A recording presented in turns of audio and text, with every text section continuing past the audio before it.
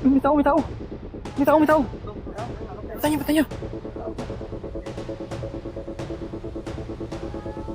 Okay, okay, we're here. Anong pangalan mo? What's your name? Chantal, what's your surname? What's your full name? Okay, you just calm down. We were going to help you, okay? Okay, okay. Tulungan niyo, tulungan niyo. Okay, you cooperate with us.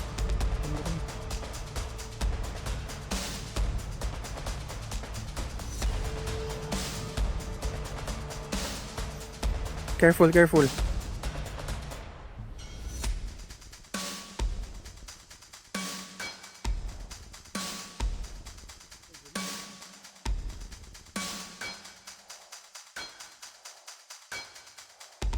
You go with them.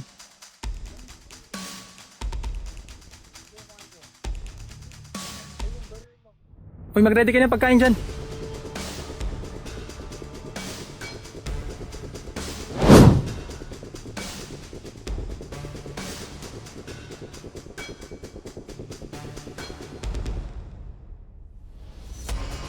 Natagpuan ng mga sundalo ang PhilAm na si Chantal Anicoche matapos siyang mawala kasunod ng enkwentro sa pagitan ng Philippine Army at NPA noong January 1 sa Sitio Mamara, Barangay Cabacao, Abra de Ilog, Occidental Mindoro.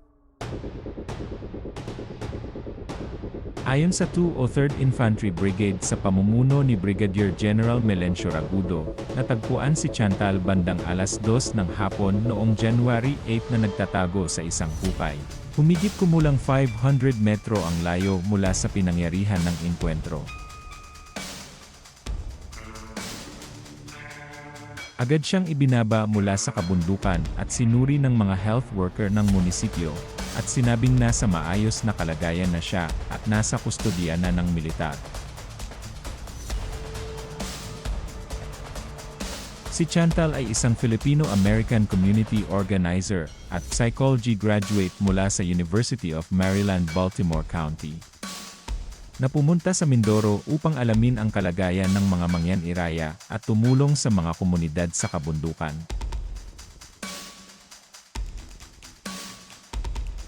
Ayon sa mga grupong pangkarapatang pantao, naroon siya nang magsimula ang mga operasyon ng militar na may kasamang airstrikes at sagupaan, na umano'y ikinasawi ng ilang sibilyan at nagpaalis sa maraming pamilya sa kanilang mga tahanan. Dahil dito, naglunsad ng mga panawagan at humanitarian missions ang iba't ibang grupo at pamilya ni Chantal upang matukoy ang kanyang kalagayan at tiyakin ang kaligtasan ng mga apektadong residente. Habang iginiit ng militar na lehitimong operasyon kontra sa mga armadong rebelde ang isinagawa at para sa proteksyon ng tropa ang air support, mariing itinanggi naman ng mga grupong makatao ang umano'y pambobomba sa mga sibilyang lugar at nanawagan ng investigasyon.